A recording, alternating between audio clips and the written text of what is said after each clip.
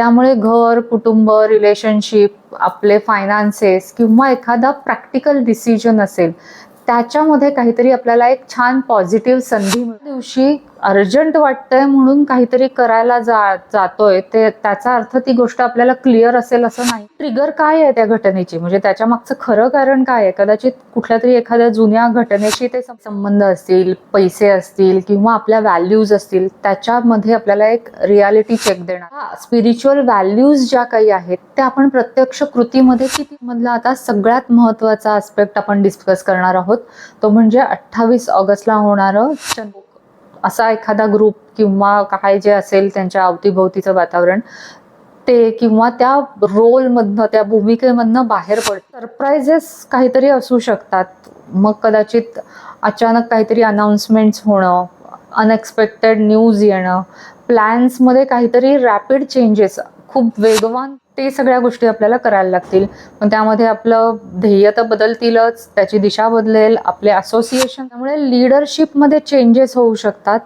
Public movements किंवा सत्ताधाऱ्यांवर एक दबाव वाढणार आहे, जनतेचा दबाव असणार आहे. फायनान्शियल सिस्टीम्स असतील, रिसोर्सेस असतील, जमीन, ॲग्रिकल्चर, फूड सिक्युरिटी किंवा टेक्नॉलॉजीच्या संदर्भात काहीतरी अचानक ॲडजस्टमेंट किंवा एखादी घोषणा दिवशी, म्हणजे ग्रहणाच्याच दिवशी तितकाच महत्वाचा एक अस्पेक्ट योग. हा ग्रहणाचा परिणाम कोणावर जास्त होणार आहे? तर ज्यांच्या जन्माला चॉईस आहे की आपण पटकन फ्लेक्झिबल होऊन मेसेज काय आहे बघायचंय आणि प्रोग्रेसच्या दिशेने जायचंय, का अस्वस्थ होत ना की भविष्य आपल्याला जास्त पर्याय देत नाही तर जुन्या पर्यायांकडे जाण्याचा मार्ग रोखतो. नमस्कार, न्यू एरा ॲस्ट्रॉलॉजीमध्ये तुमचं स्वागत आहे. ह्या पॉडकास्टमध्ये आपण ऑगस्टच्या उत्तरार्धाबद्दल बोलणार आहोत, म्हणजे 16 ऑगस्ट ते 31 ऑगस्ट पर्यंतचे काळातल्या ग्रहस्थितींबद्दल डिस्कस करणार आहोत. 17 ऑगस्टला सूर्याचा सिंह राशीत प्रवेश होणार आहे आणि पुढचे काही आठवडे जोवर सूर्य हा सिंह राशीत म्हणजे स्वतःच्या राशीत असणार आहे त्या काळामध्ये आपलं self expression, confidence, leadership, creativity आणि व्हिजिबिलिटी, लोकांसमोर येणं, ह्या सगळ्या थीम्स खूप हायलाईट होणार आहेत. पण एक लक्षात ठेवलं पाहिजे की सिंह राशीची एनर्जी योग्य प्रकारे वापरायची असेल तर कॉन्फिडन्स आणि इगो याच्यामधला जो एक सटल डिफरन्स आहे ना, तो ओळखणं तेवढंच महत्वाचं असतं. आता त्याच दिवशी कन्या राशीतला शुक्र हा कर्क राशीतल्या गुरु बरोबर सेक्स्टाईल अस्पेक्ट, 60 डिग्री अंशाचं अंतर असणार आहे त्यांच्यामध्ये, आणि तो अतिशय सुंदर अस्पेक्ट आहे, खूप सॉफ्ट आणि सपोर्टिव्ह अस्पेक्ट आहे. त्यामुळे नात्यांमध्ये एकमेकांची काळजी घेणं असेल, एक इमोशनल सपोर्ट असेल किंवा एक उदारता असेल, मनाची जेनरॉसिटी असेल, हे सगळ्या गोष्टी अशा खूप छान असतील त्या दरम्यान, त्या वाढू शकतील. आणि कन्या राशीतला जो शुक्र असतो ना, तो त्याचं प्रेम जे आहे ना ते कृतीतनं व्यक्त करतो. त्याला असे खूप फ्लावरी वर्ड्स वगैरे असे काही लागत नाहीये, तर तो छोट्या छोट्या गोष्टीत काळजी घेणे अशातनं तो प्रेम व्यक्त करतो.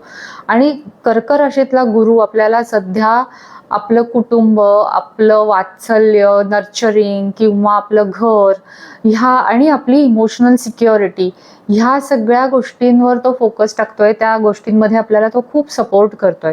त्यामुळे घर, कुटुंब, रिलेशनशिप, आपले फायनान्सेस किंवा एखादा प्रॅक्टिकल डिसिजन असेल त्याच्यामध्ये काहीतरी आपल्याला एक छान पॉझिटिव्ह संधी मिळू शकते. छोट्या पण अतिशय अर्थपूर्ण अशा काही ॲक्शन्समधनं नात्यांमध्ये विश्वास किंवा सुरक्षितता वाढवण्याचा साठी हा एक खूप चांगला काळ असू शकतो. त्या दरम्यान आपल्याला तसं वाटेल आणि आपण तसं करणं पण योग्य ठरेल. पण ह्याच दिवशी एक जरा असा थोडासा अवघड अस्पेक्ट होणार आहे, कारण मंगळ सध्या मिथुन राशीत आहे. मिथुन राशीतला मंगळ म्हणजे खूप स्कॅटर्ड एनर्जी असते आणि त्या मंगळावर बरेच प्लॅनेट दबाव टाकतायत वेगवेगळ्या प्रकारे, आणि विच इज करेक्ट ऑल्सो, कारण की मंगळ आत्ता स्कॅटर्ड असेल तर त्याला सगळ्या प्रकारे कंट्रोल करणं पण गरजेचं आहे. तर मंगळ आहे मिथुन राशीमध्ये आणि नेपच्यून आहे मीन राशीमध्ये. तिथनं तो मंगळाला एक स्क्वेअर अस्पेक्ट, म्हणजे 90 अंशाचं अंतर आहे त्यांच्यामध्ये, तो त्याची वाट अडवतोय. आणि प्लुटो त्यावेळेस त्याला एक क्विनकंक्स नावाचा अवघड अस्पेक्ट करतोय की तिथनं तोही त्याला असं टोचतोय की नक्की काय करतोयस बाबा तू. आणि तिसरं म्हणजे ब्लॅक मून लिलिथ, ती जी आता धनु राशीत आहे, ती एक्झॅक्ट अपोजिशन करते मंगळाला.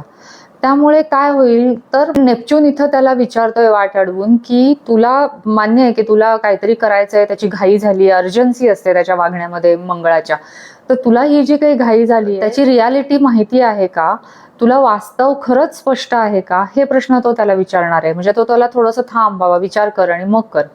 त्या दिवशी अर्जंट वाटतंय म्हणून काहीतरी करायला जातोय ते त्याचा अर्थ ती गोष्ट आपल्याला क्लिअर असेल असं नाही. आणि प्लुटो मंगळ जे काही आता त्याच्यात अवघड ऍस्पेक्ट आहे, त्याच्यात थोडीशी सायकोलॉजिकल लेअर ऍड होतीये. ते म्हणजे एखादी छोटीशी घटना असेल, एखादं म्हणजे काहीतरी घटना घडलीये, काहीतरी डिसएग्रीमेंट झालंय, आपल्याला मान्य नाहीये, आपण अपेक्षेपेक्षा जास्त रिॲक्ट होऊ, तीव्र रिॲक्शन्स असतील. म्हणजे खरी ट्रिगर काय आहे त्या घटनेची, म्हणजे त्याच्या मागचं खरं कारण काय आहे, कदाचित कुठल्या तरी एखाद्या जुन्या घटनेशी ते संबंधित आहे, जुन्या अनुभवाशी संबंधित आहे, जुना एखादा राग बाहेर येतोय का त्या निमित्ताने, किंवा एखादी भीती आहे मनात ती बाहेर येते का, किंवा कॉम्पिटिटिव्हनेस आहे तो बाहेर येतोय का, किंवा पॉवर स्ट्रगल पण आपण आधी काहीतरी अनुभवलाय. तर हे सगळं प्लुटो बाहेर काढणार आहे त्यावेळेस. ब्लॅक मून लिलीत तर आपल्याला आपला आतमध्ये दाबून ठेवलेला जो राग आहे, किंवा इतके दिवस काही बोललं नसेल जे काही खरं आहे, ते अचानक बाहेर आणू शकतो. म्हणजे 17 तारखेला जरी चांगले ऍस्पेक्ट असले आपल्याला तरीही त्या दिवशी आपण आपला ट्रिगर पॉइंट ओळखायचा आहे, सत्य काय आहे ते ओळखायचंय आणि वास्तव काय आहे ते ओळखायचंय, किंवा आपले अझम्पशन्स काय आहेत ते ओळखायचे आणि मग ऍक्शन घ्यायची. 22 तारखेला बुध पण सिंह राशीत जाणार आहे आणि त्याच्यानंतर आपलं कम्युनिकेशन जे आहे ते खूप कॉन्फिडंट होईल, कारण सिंह रास आहे, ती नेतृत्वाची रास असते. त्यामुळे आपलं कम्युनिकेशन कॉन्फिडंट असेल, डायरेक्ट असेल, आपण एक्सप्रेस करू शकू चांगलं, आपले विचार ठामपणे मांडू शकू, किंवा एखादं प्रेझेंटेशन द्यायचं असेल, एखादी टीचिंग असेल, लिडरशिपची अपॉर्च्युनिटी असेल, किंवा ओव्हरऑलच कम्युनिकेशन असेल, क्रिएटिव्ह आयडियाज शेअर करायच्या असतील, तर ह्या सगळ्या गोष्टींसाठी आपण खूप तयार असू आणि ते करण्याची इच्छा पण आपली खूप तीव्र असेल. तेव्हा फक्त एक लक्षात ठेवायचं की आपण जेव्हा आपला एखादा म्हणणं असेल, मुद्दा असेल, तो प्रभावीपणे मांडतोय, तेव्हा समोरच्याचं पण काय म्हणणं आहे ते पण आपण ऐकून घेतलं पाहिजे, नाहीतर तो एकतर्फी संवाद होईल. तिथं मग ते इगो त्याच्यामध्ये खूप असेल, म्हणजे ओव्हरली ड्रामॅटिक होईल तो. त्यामुळे ही काळजी आपण सिंह राशीच्या बाबतीत अगदी घ्या. त्याच दिवशी कन्या राशीतला शुक्र मीन राशीतल्या शनीला अपोज करणार आहे. त्यामुळे आपले नातेसंबंध असतील, पैसे असतील, किंवा आपल्या व्हॅल्यूज असतील, त्याच्यामध्ये आपल्याला एक रियालिटी चेक देणार आहे. शनी येतो त्यामुळे तो वास्तवाची जाणीव करूनच देणार आहे. नात्यामध्ये आपण किती देतोय आणि आपण किती घेतोय ह्याच्यामध्ये काही इम्बॅलन्स आहे का, याची पण आपल्याला काहीतरी जाणीव होऊ शकते. किंवा इवन शुक्र हा फायनान्सेसचा प्लॅनेट आहे, त्यामुळे आर्थिक बाबतीत पण आपल्याला काय हवं आहे ते, म्हणजे आपल्याला पुष्कळ वाटत असेल हे इतकं आपल्याला पैसे मिळावेत, आणि आपली ॲक्च्युली गरज काय आहे याच्यातला फरक पण आपल्याला स्पष्ट होऊ शकतो. म्हणजे हे थोडक्यात आपण वास्तवाची जाणीव होणार आहे या सगळ्या विषयांच्या बाबतीत आपल्याला. पण ह्याच व्हीनस म्हणजे शुक्र आणि शनी यांची जे काही अपोजिशन आहे त्याची एक पॉझिटिव्ह साईड अशी आहे की शुक्र कन्या राशीत आहे. कन्या रास म्हणजे खूप सेवाभावी असते, प्रॅक्टिकली त्यांना सर्व्हिस द्यायची असते. आणि मीन रास ही खूप स्पिरिच्युअल रास आहे, कंपॅशन आहे, सरेंडरन्स आहे त्याच्यामध्ये. आणि ह्या दोन्हीचं कॉम्बिनेशन होऊन असं होईल की आपल्या स्पिरिच्युअल व्हॅल्यूज ज्या काही आहेत त्या आपण प्रत्यक्ष कृतीमध्ये किती उतरवतोय याची आपल्याला थोडंसं एक जाणीव होईल, किंवा आपलं प्रॅक्टिकल सर्व्हिस जी द्यायची आहे ती आणि आपल्या स्पिरिच्युअल व्हॅल्यूज ह्याच्यामध्ये एक तणाव असेल की मी माझ्या व्हॅल्यूज प्रमाणे ऍक्च्युली वागतीये का, म्हणजे मी सेवा करताना हा भाव आहे का माझ्यामध्ये, हे सगळे विचार आपल्याला त्यावेळेस जाणवतील. कदाचित त्या दरम्यान आपण एखाद्या गरजू व्यक्तीला मदत करणं, प्राण्यांची सेवा करणं, वृद्ध किंवा आजारी व्यक्तींची काळजी घेणं, कशासाठी तरी व्हॉलंटिअरिंग करणं, किंवा आपलं जे ज्ञान आहे ते समाजासाठी वापरणं, अशा सगळ्या सामाजिक हेतूंनी जर का आपण काहीतरी योगदान दिलं तर त्यासाठी हा आस्पेक्ट खूप सुंदर आहे. फक्त इथे ना आपल्याला लक्षात ठेवलं पाहिजे की आपल्या हे जे काही आपल्याला जी काही सेवा करायची आहे, किंवा आपल्याला जी करुणा वाटतेय, कंपॅशन वाटतेय, त्याला ना थोड्या बाउंड्रीज असायला पाहिजेत, सीमा असायला पाहिजेत. नाहीतर काय होईल, करता करता करता आपण खूप एक्झॉस्ट होतो, म्हणजे कुठे थांबायचं हे आपल्याला कळत नाही. मग आपण स्वतःकडे पण दुर्लक्ष करायला लागतो. तर त्यासाठी ह्या बाउंड्रीज ओळखल्या पाहिजे. म्हणजे असं आहे की प्रॅक्टिकल ऍक्शन शिवाय जी काही स्पिरिच्युअलिटी आहे ती केवळ कल्पना बनून राहिली नाही पाहिजे. पण ह्या दोन्हीमध्ये बॅलन्स शोधणं पण तितकंच महत्वाचं आहे की खूप टोकाला पण नाही जायचंय आपल्याला स्पिरिच्युअलिटीमध्ये किंवा सेवेमध्ये. तर ह्याचा बॅलन्स आपल्याला त्या दिवशी ठेवायचा आहे. पॉडकास्ट मधला आता सगळ्यात महत्वाचा आस्पेक्ट आपण डिस्कस करणार आहोत, तो म्हणजे 28 ऑगस्टला होणारं चंद्रग्रहण. हे खंडग्रास चंद्रग्रहण असणार आहे. नॉर्थ अमेरिका, साऊथ अमेरिकामधनं ते जास्त चांगलं दिसणार आहे आणि युरोप, आफ्रिकेच्या काही भागातनं दिसेल. भारतातून हे ग्रहण नाही दिसणार आहे. आणि ह्या ग्रहणाच्या दिवशी चंद्र कुंभ राशीत असेल आणि राहू अगदी त्याच्या जवळ असेल. जे नेहमी ग्रहण कधी होतात, जेव्हा अमावास्या किंवा पौर्णिमेला राहू केतू त्या ग्रहणाच्या जवळ असतील तेव्हाच ते ग्रहण होत असतात. त्यामुळे चंद्राच्या जवळ राहू असणार आहे आणि चंद्र कुंभ राशीत असणार आहे. त्याच्या एक्झॅक्टली अपोजिट सिंह राशीमध्ये, कारण कुंभ आणि सिंह हा ऍक्सिस असतो, त्यामुळे त्याच्या एक्झॅक्टली अपोजिट सिंह राशीमध्ये सूर्य असणार आहे आणि बुध पण एक्झॅक्ट युतीमध्ये असणार आहे सूर्याबरोबर. पण एक आहे की वृषभ राशीतला युरानस ह्या ग्रहणाला 90 अंशाच्या अंतरावर एक वाट अडवतोय किंवा एक स्क्वेअर अस्पेक्ट करतोय तिथे. आता जेव्हा कुंभ आणि सिंह असा ऍक्सिस ट्रिगर होतोय, ग्रहणामुळे होतोय, तेव्हा प्रश्न अतिशय स्पष्ट आहे की माझी वैयक्तिक आयडेंटिटी, माझी ओळख, माझं सेल्फ एक्सप्रेशन यापेक्षा मला आता कुठल्या भविष्याच्या दिशेने मार्ग निवडायचा आहे, हा त्यावेळेसचा प्रश्न असणार आहे. म्हणजे एक थीम, हे 15 दिवस अशी एक थीम तयार करत करत एक्लिप्सच्या दरम्यान, म्हणजे ग्रहणाच्या दरम्यान ही थीम अशी हायलाईट होणार आहे. आता कुंभ राशीतला चंद्र आणि राहू हे म्हणजे राहू जो असतो तो आपल्याला नेहमीच भविष्याची दिशा दाखवत असतो की आपल्याला काय अचीव्ह करायचंय. आणि कुंभ रास जी असते ती आपल्या जे काही ग्रुप्स असतात, नेटवर्क्स असतात, कम्युनिटी असते किंवा समाज, आपण जिथे काम करतो ती कंपनीतली लोक, आपले नातेवाईक, आपले फ्रेंड्स, हे सगळं दाखवत असतो. एक कलेक्टिव्ह पर्पज असतो तिथे कुंभ राशीमध्ये. आणि तिथं चंद्र आहे आणि राहू बरोबर आहे, त्यामुळे आपल्या भावना थोड्याशा जास्त तीव्र असू शकतात आणि कुठेतरी आपल्याला एक इमोशनल फ्रीडम असायला पाहिजे असं वाटतं. त्या रिलेटेड काहीतरी जाणीवा होऊ शकतात. आणि मग त्यातून असं होईल की आपल्याला असं वाटेल की हा जो काही ग्रुप आहे, म्हणजे नातेवाईक असतील, फ्रेंड्स असतील, कंपनी असेल, समाज असेल, आपला जो काही जवळचा ग्रुप असेल तो ऑर्गनायझेशन किंवा आपला त्यातला रोल किंवा आपलं त्यांच्याशी असलेलं असोसिएशन, हे आपण का टिकवून ठेवतोय? फक्त आपल्याला त्यांच्याबरोबर सवय लागली राहायची म्हणून का? आपण त्याच्यामध्ये खरंच काही पर्पज आहे? आणि ह्या सगळ्या विचारांमधनं काही लोक असा एखादा ग्रुप किंवा काय जे असेल त्यांच्या अवतीभोवतीचं वातावरण, ते किंवा त्या रोलमधनं, त्या भूमिकेमधनं बाहेर पडतील. कारण त्यांना तिथं असं वाटेल की आता काही उपयोग नाही आहे या सगळ्यामध्ये राहून. आणि कदाचित असं होईल की काहीतरी नवीन लॉंग टर्म गोलला आपण कमिट करू, म्हणजे भविष्याच्या दिशेने काहीतरी ध्येय आपण ठरवू आणि त्या दृष्टीने आपण आपली वाटचाल करू. आणि काहींना असं स्पष्ट जाणवेल की आपण ज्या दिशेने आजपर्यंत चाललो होतो ती दिशा आता आपलं पुढचं जे ध्येय आहे त्याच्याशी मिळती जुळती नाहीये, त्यामुळे आपण आपली वाट बदलायला पाहिजे.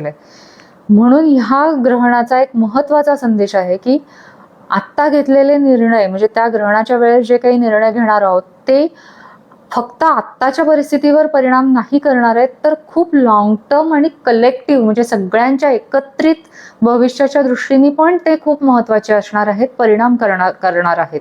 त्यामुळे कुठल्या लोकांबरोबर आपण जोडले जाणार आहोत, कुठल्या कॉजसाठी, ध्येयासाठी, हेतूसाठी आपण कुठल्या कम्युनिटी बरोबर जोडले जाणार आहोत, कुठल्या कम्युनिटीमध्ये आपण आपली ऊर्जा घालवणार आहोत, हे सगळं आपल्या फ्युचर गोलसाठी काम करणार आहे का, हे सगळे प्रश्न त्यावेळेस खूप महत्वाचे असतात. आता दुसऱ्या बाजूला सिंह राशीमध्ये बुध आणि सूर्यांची युती आहे, त्यामुळे आपल्या कम्युनिकेशनला एक स्पष्टता असेल, एक वेगळी डायमेन्शन असेल. आणि सिंह राशी ऑथॉरिटीची, लिडरशिपची आणि एक हुद्दा असतो, एक विजिबिलिटी असते, रेकॉग्निशनची असते, सगळ्याच्या रिलेटेड असल्यामुळे हे सगळं करताना आपला इगो याच्यामध्ये किती आहे हे पण आपल्याला थोडंसं जाणवेल. पण मुख्य म्हणजे आपले बॉस, आपले सिनियर्स किंवा आपल्या आयुष्यातले जे कोणी ऑथॉरिटी आहेत त्यांच्याबरोबर काहीतरी महत्त्वाच्या चर्चा होऊ शकतील. स्वतःचा आपला जो काही रोल असेल, भूमिका असेल, टायटल असेल, पोझिशन असेल किंवा त्याबद्दल मिळणारी जी काही प्रशंसा किंवा दखल घेणं असेल, ह्या संदर्भातले काहीतरी प्रश्न पुढे येतील. त्यामुळे या दरम्यान एक महत्त्वाची गोष्ट आपल्याला काय वाटेल की मी लीडरशिपमधून योग्य दिशा देतो आहे किंवा देते आहे की फक्त स्वतःचं महत्त्व सिद्ध करण्यासाठी हे सगळं करतोय. कारण सिंह राशी आपल्याला ही खूप काळजी घेतली पाहिजे की हा इगो आहे का खरंच आपण कलेक्टिव्ह सगळ्यांच्या एकत्रित ध्येयासाठी काम करतोय. म्हणजे ह्याच्यातनं एकच संदेश बाहेर येतोय की leadership must serve the direction and not ego. म्हणजे नेतृत्वाने आपल्याला दिशा दिली पाहिजे सगळ्यांना एकत्रितपणे आणि त्यांचा इगो नाही सॅटिस्फाय केला पाहिजे. आणि आता युरानस जो वृषभ राशीत आहे तो ह्या ग्रहणाला स्क्वेअर अस्पेक्ट म्हणजे अवघड अस्पेक्ट करतोय, चॅलेंज करतोय. त्यामुळे सरप्राइजेस काहीतरी असू शकतात. मग कदाचित अचानक काहीतरी अनाउन्समेंट्स होणं, अनएक्सपेक्टेड न्यूज येणं, प्लॅन्समध्ये काहीतरी रॅपिड चेंजेस, खूप वेगवान बदल होऊ शकतात किंवा कामामध्ये किंवा आपल्या ओव्हरऑलच आयुष्यामध्ये टेक्नॉलॉजीमध्ये फरक होऊ शकतो किंवा वर्क स्ट्रक्चर बदलू शकतं किंवा फायनान्सेसच्या संदर्भात पण काहीतरी बदल होऊ शकतात की ज्याला आपल्याला पटकन ॲडजस्ट करायला लागेल ह्या सगळ्या चेंजेसना. म्हणजे आपण ज्या गोष्टींना स्टेबल समजत होतो त्या गोष्टींमध्ये अचानक आपल्याला काहीतरी फ्लेक्झिबिलिटी आणायला लागणार आहे. म्हणजे आतापर्यंत काही बदललं नसेल पण आता पटपट गरजा ओळखून त्याप्रमाणे बदल करायला लागतील. असं आहे की युरानस हा काही नेहमी वाईटच घडवून आणतो असं नाहीये, पण बऱ्याचदा असं होतं की काही गोष्टी अडकून पडलेल्या असतात, स्टॅग्नंट झालेल्या असतात, काहीच घडत नसतं. त्यावेळेस तो एक हलकासा धक्का देतो आणि आपण त्या सिच्युएशनमधनं बाहेर जातो. फक्त ते होताना आपल्याला अचानक घडल्यामुळे एक क्षणभरासाठी एक धक्का असतो, पण अल्टिमेटली ते कदाचित चांगल्यासाठी पण असू शकतं. म्हणून असं म्हणजे ही भीती बाळगण्यापेक्षा की माझ्या आयुष्यात काय आता अचानक बिघडणार आहे असा विचार करण्यापेक्षा की आपल्या आयुष्यामध्ये असं काय अडकून पडलं होतं की जो बदल मी करणं अपेक्षित होतं पण तो पुढे ढकलला नाही केला, तिथं मला लक्ष देऊन फ्लेक्झिबिलिटी आणायला पाहिजे असा विचार केला तर याची भीती नाही वाटणार. हाच युरानस शुक्राशी पण थोडा अवघड अस्पेक्ट करतोय. आता शुक्र म्हणलं की आपले रिलेशनशिप्स येतात, आपले पैसे असतात, आपले कन्या राशीतला शुक्र आहे त्यामुळे आपले डेली रुटीन्स आहेत किंवा आपल्या पर्सनल व्हॅल्यूज म्हणजे आपली मूल्य, हे सगळ्या गोष्टींशी निगडीत आपल्याला काहीतरी ॲडजस्टमेंट करायला लागणार आहे. किंवा एखादं नातं किंवा एखादी नात्यामध्ये केलेली अरेंजमेंट असेल किंवा ओव्हरऑलच काही अरेंजमेंट असेल ती संपेल असं नाही, पण ती आधी ज्या प्रकारे चालत होती जुनी अरेंजमेंट जी होती ती तशीच चालेल असं नाहीये, त्याच्यात काहीतरी बदल घडतील. आता ह्या ग्रहणाला कायरॉनकडनं खूप चांगला सपोर्ट मिळतोय, त्यामुळे प्रामाणिक संवाद साधले जातील, फीडबॅक घेतले जातील. मग त्या फीडबॅकमध्ये असं लक्षात आलं की आपल्याकडनं काही चुका झाल्या होत्या तर त्या चुका पण आपण ॲक्सेप्ट करू. आता चुका ॲक्सेप्ट केल्या म्हणजे आपली खूप मोठी हार झाली असं अजिबात समजण्याची गरज नाहीये. ती एक वेगळी मॅच्युरिटी लेवल असते तर ती येईल आपल्याला. त्यामुळे वैयक्तिक पातळीवर असं होईल की बरेच लोक आपली ध्येय पुन्हा तपासून बघतील की आपण इतके दिवस हे गोल ठरवले होते आपल्या आयुष्याचे आणि ही दिशा ठरवली होती तर त्याच्यात काय बदल करायला पाहिजे आता आपण बदललेल्या परिस्थितीप्रमाणे. तर ते सगळ्या गोष्टी आपल्याला करायला लागतील. पण त्यामध्ये आपलं ध्येय तर बदलतीलच, त्याची दिशा बदलेल, आपले असोसिएशन्स बदलतील. म्हणजे आपल्या अवतीभोवतीची आपण ज्यांच्याबरोबर राहतो काम करतो ती लोक बदलतील आणि आपल्याला असं लक्षात येईल की आपला जो काही प्रयत्न आहेत ते आपल्या दूरवरच्या ध्येयाशी जास्त जोडलेले असले पाहिजेत. म्हणजे तो प्रयत्न आपला चालू असेल त्या दरम्यान. म्हणजे थोडक्यात सांगायचं झालं तर आपल्याला एक इमोशनल फ्रीडमच्या दृष्टीने पण काहीतरी रिअलायझेशन होतील आणि सगळ्यांच्या भल्याचं काय आहे ह्याचा आपण विचार जास्त करू आणि त्या दिशेने आपला प्रवास सुरू करू. आता या ग्रहणाचा मंडेन लेवलला म्हणजे जागतिक लेवलला काय परिणाम होणार आहे तर सिंह आणि कुंभ हा ॲक्सिस म्हणजे लीडरशिप वर्सेस पीपल म्हणजे सामान्य जनता आणि नेतृत्व हा ॲक्सिस असतो. कारण कुंभरास जी आहे ती मी म्हणलं तसं समाज दाखवते, तिथली जनता दाखवते, आणि सिंह राशी नेतृत्व दाखवते, आणि कुंभ राशीत तर चंद्र आहे, आणि मंडेन ॲस्ट्रॉलॉजीमध्ये चंद्र म्हणजेच सामान्य जनता असते. म्हणजे ह्या ग्रहणाच्या दरम्यान power to the people of the nation असं असणार आहे. म्हणजे कम्युनिटी पार्टिसिपेशन, कलेक्टिव्ह नेटवर्क्स किंवा लिडरशिप अकाउंटेबिलिटी ह्या थीम्स सार्वजनिक चर्चेत खूप जास्त ठळक होत जाणार आहेत. म्हणजे खूप कम्युनिटीज एकत्र येतील, काहीतरी कलेक्टिव्हली नेटवर्क्स जोडले जातील आणि नेतृत्वाला जबाबदार धरलं जाईल. आता सुद्धा या थीम मागच्या महिन्यापासून चालूच झाल्यात, कारण आपण ग्रहणांच्या सीझनमध्ये आहोत, आणि या दोन्ही ग्रहणांचा हाच मेसेज आहे की लीडरशिपला अकाउंटेबिलिटी घेतली पाहिजे. तुमचा इगो, तुमचं पॉवर हे सगळं आता बाजूला ठेवून लोकांना काय म्हणायचंय हे ऐकलं पाहिजे आहे, आणि ती पॉवर लोकांच्यात असणार आहे या ग्रहणाच्या दरम्यान. काही ठिकाणी ऑथेंटिक आणि पारदर्शक आणि कम्युनिटी फोकस्ड गव्हर्नन्स असायला पाहिजे याची मागणी वाढू शकते. हे सगळं जगभरात होणार आहे. म्हणजे जिथे जिथे हे ग्रहण अफेक्ट करणार आहे तिथे तिथे होणार आहे. भारतात पण हेच होणार आहे. त्यामुळे लीडरशिपमध्ये चेंजेस होऊ शकतात. पब्लिक मुवमेंट्स किंवा सत्ताधाऱ्यांवर एक दबाव वाढणार आहे, जनतेचा दबाव असणार आहे तो. आणि सूर्यबुधाचं कंजंक्शन म्हणजे युती ऑलरेडी आहे सिंह राशीमध्ये, त्यामुळे पॉलिटिकल कम्युनिकेशन, त्यांची भाषणं, त्यांनी केलेल्या अनाउन्समेंट, मग त्यावर मीडियानी काय बोललंय ते, आणि ओव्हरऑलच अथॉरिटीज ज्या कोणी आहेत ते काय बोलतायत याला खूप महत्त्व येणार आहे त्या दरम्यान. आणि युरानसचा स्क्वेअर आहे, अवघड अस्पेक्ट आहे, त्यामुळे काहीतरी अचानक घोषणा होणं किंवा अनएक्सपेक्टेड इन्फॉर्मेशन मिळाल्यामुळे पब्लिक रिॲक्शन बदलणं असं काहीतरी घडू शकतं. एखादा डिसिजन किंवा एखादं स्टेटमेंट अपेक्षेपेक्षा वेगळ्या पद्धतीनं लोकांपर्यंत पोहोचू शकतं. त्यामुळे लीडर्स म्हणजे जे कोणी नेते आहेत त्यांना फ्लेक्झिबिलिटी आणि पारदर्शकता आणि योग्य कम्युनिकेशन ह्या सगळ्याची खूप गरज असणार आहे. त्यावेळेस त्यांचं अगदी ते पणाला लागणार आहे सगळं. पण कायरॉन त्या ह्या सगळ्याला सपोर्ट करतोय या ग्रहणाला, त्यामुळे दुसरी शक्यता अशी आहे की लीडरशिपमध्ये कोर्स करेक्शन होईल. म्हणजे पूर्वीच्या ज्या काही चुका झाल्या असतील त्या मान्य केल्या जातील, पॉलिसीवर पुनर्विचार केला जाईल, किंवा एखाद्या गोष्टीची जबाबदारी घेतली जाईल, स्वीकारली जाईल की हो आमच्यामुळे घडलंय किंवा आम्ही असं असं करू, हे सगळं होईल. किंवा पब्लिक क्रिटिसिझम नंतर कम्युनिकेशनमध्ये सुधारणा होईल. अशा प्रकारची एनर्जी साधारणतः देशांमध्ये असणार आहे, सगळ्याच वेगवेगळ्या देशांमध्ये असणार आहे. आता वृषभ राशीतला युरानस स्क्वेअरमध्ये आहे, त्यामुळे फायनान्सेस म्हणजे फायनान्शियल सिस्टीम्स असतील, रिसोर्सेस असतील, जमीन, ॲग्रिकल्चर, फूड सिक्युरिटी किंवा टेक्नॉलॉजीच्या संदर्भात काहीतरी अचानक ॲडजस्टमेंट किंवा एखादी घोषणा होऊ शकते की त्याच्यामुळे ॲडजस्टमेंट करायला लागेल. मार्केटवर याचा परिणाम होईल, म्हणजे डिझास्टरच नाही पण मार्केट त्यामुळे थोडंसं व्होलेटाईल होऊ शकतं. म्हणजे थोडक्यात आपण ज्या सिस्टीम्सना देशामधल्या स्टेबल समजत होतो त्या सिस्टीम्सना आता रियालिटीप्रमाणे बदलायला लागेल, त्यांना वास्तवाशी जुळवून घ्यायला लागेल.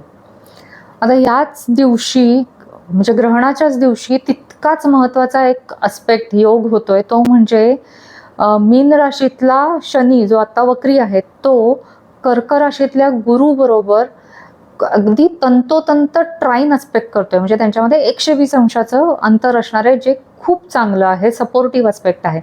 कारण दोघंही जलतत्वाच्या राशीमध्ये आहेत, त्यामुळे ते एकमेकांना छान सपोर्ट करतायत. हा खूप म्हणजे तसा रेअर अस्पेक्ट आहे, दुर्मिळ आहे आणि खूप चांगली संधी घेऊन येणारा आहे अस्पेक्ट हा. इथं गुरु काय म्हणतोय तर गुरुला नेहमी प्रगती करायची असते, तो ज्याला टच करतो ते सगळं एक्सपॅन्ड करत असतो. त्यामुळे गुरु म्हणतो चला आता आपण एक्सपॅन्शन करूयात आणि छान प्रगती करूयात. पण शनी म्हणतो ठीक आहे चालेल, म्हणजे छान संवाद आहे दोघांच्यामध्ये इथे की करूयात, नक्कीच करूयात, पण ती प्रगती अतिशय दूरपर्यंत टिकेल अशी प्रगती आपण करूयात. त्यामुळे तो तिथे रियालिटी पण आणणार आहे. आणि म्हणजे असं होतंय की एका बाजूला युरानस धक्का देतोय जुन्या सिस्टीम्सना की हे बदलायला पाहिजे, हे बदलायला पाहिजे, आणि दुसरीकडे गुरु आणि शनी अगदी छान प्रकारे स्टेबली प्रगतीकडे नेत आहेत त्या सिस्टीम्स, किंवा ते जे चेंजेस आहेत ते अतिशय सुंदर रीतीने घडवून आणणार आहेत. म्हणजे थोडं असं होईल की सुरुवातीला काही डिसिजन्स आवडणार नाहीत लोकांना, पण लॉंग टर्म स्टॅबिलिटीच्या दृष्टीने किंवा एखाद्या संस्थेची स्ट्रेंथ कशी वाढेल या दृष्टीने ते डिसिजन्स योग्य असू शकतात. भारतासाठी पण एक्झॅक्टली सगळं असंच घडणार आहे. भारताच्या संदर्भात 3 थीम्स महत्त्वाच्या आहेत इथे. एक म्हणजे लिडरशिपमध्ये अकाउंटेबिलिटी, म्हणजे नेतृत्वाला जबाबदारी घेतली जाईल किंवा घ्यायला लागेल, आणि पब्लिक रिस्पॉन्स टू ऑथॉरिटी, म्हणजे लोक नेतृत्वाला काहीतरी विचारतील, प्रश्न विचारतील, आणि पॉलिसी किंवा लोकांच्या ज्या काही ॲक्च्युअल गरजा आहेत, वास्तविक गरजा आहेत, त्याच्यामध्ये अलाइनमेंट होईल. या अशा महत्त्वाच्या 3 थीम भारताच्या बाबतीत आहेत. आणि भारताच्या मध्यातनं गुरुची लाईन जाती आहे, गुरु शनीचा एक चांगला सपोर्टिव्ह ट्राईन होत आहे. त्यामुळे हे खूप सकारात्मक गोष्टी होत आहेत भारताच्या बाबतीत, की म्हणजे इन्स्टिट्यूशन बिल्डिंग, एखादी संस्थेची रचना असणं, चांगली रचना करणं किंवा लॉंग टर्म प्लॅनिंग करणं, पॉलिसीचं रिस्ट्रक्चरिंग करणं किंवा रेग्युलेशन करणं, आणि डिसिप्लिन्ड एक्सपान्शन म्हणजे योग्य रीतीने प्रगती करणं, हा काळ भारतामध्ये आत्ता दिसून येऊ शकतो. म्हणजे ह्या ग्रहणाचा भारतासाठी मेसेज असाच आहे की डिसरप्शन नाही होणार आहे, पण लोकांच्या बदललेल्या ज्या अपेक्षा आहेत संस्थांकडनं, इन्स्टिट्यूशन्सकडनं आणि नेतृत्वाकडनं, त्याला कोर्स करेक्शन मात्र नक्की करायला लागणार आहे. म्हणजे ज्या काही चुका झाल्या आहेत त्या दुरुस्त करायला लागणार आहे. आता भारताबाहेरच्या जिओग्राफिकल एरियाकडे पण आपण थोडंसं एक छोटंसं डिस्कशन करू. ते म्हणजे नॉर्थ आणि सेंट्रल अमेरिकेच्या काही भागात हे जे ग्रहण आहे ते ॲक्च्युअल मिड हेवनमधनं म्हणजे जगाला दिसणार आहे काय जे घडणार आहे ते. त्यामुळे पब्लिक मूड आणि कलेक्टिव्ह डेव्हलपमेंट खूप विजिबली पुढे येऊ शकतात, कारण डायरेक्ट तिथनं जाते ती लाईन. त्यामुळे शिकागो, कोस्टारिका, पनामा ह्या सगळ्याच्या आसपासचा कॉरिडॉर लक्षात ठेवण्यासारखा आहे. नंतर वेस्टर्न युरोप आणि नॉर्थ आफ्रिकेच्या काही भागात, विशेषतः फ्रान्स, UK, लिस्बन आणि त्याच्या शेजारचा देश किंवा ट्युनिशिया जवळचा बेल्ट मध्ये सन मर्क्युरीच्या एम्फसिसमुळे लीडरशिप, अनाउन्समेंट किंवा कम्युनिकेशन महत्त्वाचं ठरेल. हे सगळ्याचं आपण ऑब्झर्वेशन करू शकतो की काय घडतंय या प्रदेशांमध्ये, याच्यावर आपण नक्कीच लक्ष ठेवू शकतो, कारण जिओग्राफिकली हे हॉटस्पॉट आहेत. आता ह्या ग्रहणाचा परिणाम कोणावर जास्त होणार आहे, तर ज्यांच्या जन्मपत्रिकेत साधारणतः 7 ते 13 अंश या डिग्रीजना कुंभ, सिंह, वृषभ, वृश्चिक इथं सूर्य, चंद्र, त्यांची लग्न स्थान किंवा मिड हेवन म्हणजे करिअरचं स्थान किंवा इतर महत्त्वाचे काही ग्रह असतील, तर त्यांच्यासाठी हे ग्रहण अगदी वैयक्तिक ठरू शकतं. म्हणजे त्यांना पर्सनली हे ग्रहण जाणवू शकतं त्याचे परिणाम. आता ग्रहणाचं गाईड मी तयार केलंय, मी बऱ्याचदा याविषयी सांगितलंय, तर त्याची लिंक मी खाली देते, तुम्ही नक्की बघा. त्याचा तुम्हाला फायदा होईल की ग्रहणाच्या काळात काय घडू शकतं, काय नाही घडू शकतं, त्यावेळेस काय करायचं.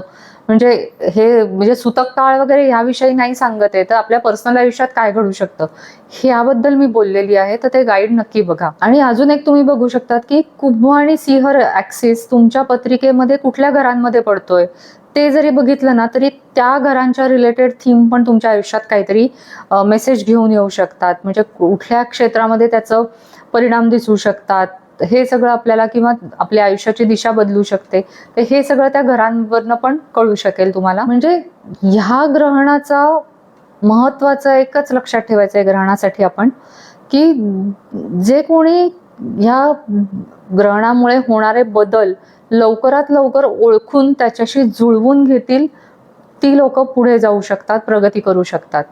पण केवळ जुनी स्टॅबिलिटी टिकवायची आहे, जुना स्वभाव तसाच ठेवायचा आहे किंवा जुनं ओळख तशीच ठेवायची आहे आणि मग बदलांना विरोध करायचा आहे, तर त्यांच्यासाठी हा काळ अस्वस्थ करू शकतो.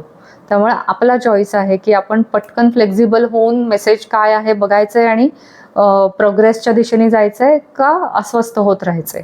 आता लगेच 31 ऑगस्टला एक थोडा अवघड ॲस्पेक्ट येतोय, म्हणजे थोडीशी रियालिटीचीच जाणीव आहे, कारण मंगळ आणि शनी यांच्यामध्ये अवघड ॲस्पेक्ट आहे, स्क्वेअर ॲस्पेक्ट होतोय. म्हणजे गुरु शनीचा जो ट्राईन ॲस्पेक्ट होता ना, तो खूप सॉफ्ट होता, ते एकमेकांशी संवाद करत चालले होते. पण इथे थोडासा शनी एक टफ भूमिका घेणार आहे, कारण ऑफकोर्स मंगळ मिथुन राशीत आहे, त्याच्या सगळ्या एनर्जी स्कॅटर्ड आहे, त्यामुळे शनीला तिथे एक स्ट्रिक्ट टीचरचीच भूमिका घ्यायची गरज वाटणार आहे. त्यामुळे जे काही ग्रहणाच्या दरम्यान आपली एक दिशा आपल्या आयुष्याची स्पष्ट झाली असेल किंवा जे काही बदल करायचे ते आपल्याला कळले असतील, तर त्या 31 दरम्यान असं होईल की त्या रिलेटेड काहीतरी प्रॅक्टिकल रियालिटी आपल्या समोर येईल की अरे बापरे, हे असं असं असणार आहे का. म्हणजे मंगळ म्हणेल की नाही नाही, आता मला हे सगळं करायचंय, आपण छान कळलंय मला सगळं, आणि मी आता ह्या दिशेने पण जाईन, ह्या दिशेने पण जाईन, आणि मी अशी प्रोग्रेस करेन. आणि शनी म्हणतोय नाही, थांबायचंय, सगळी तयारी पूर्ण झाली आहे का. म्हणजे असं होईल की त्यावेळेस आपल्याला असं थोडंसं एक फ्रस्ट्रेशन असेल, कारण डिलेज, शनी ऑफकोर्स डिलेज देत असतो आपल्याला, कारण आपल्याला वेळ घ्यायचा असतो तेव्हा विचार करण्यासाठी. एखादी एक जबाबदारी टाकू शकतो एक्स्ट्राची आपल्यावर, म्हणजे काहीतरी प्रॅक्टिकल ऑब्स्टॅकल्स त्यावेळेस आपल्याला जाणवू शकतात.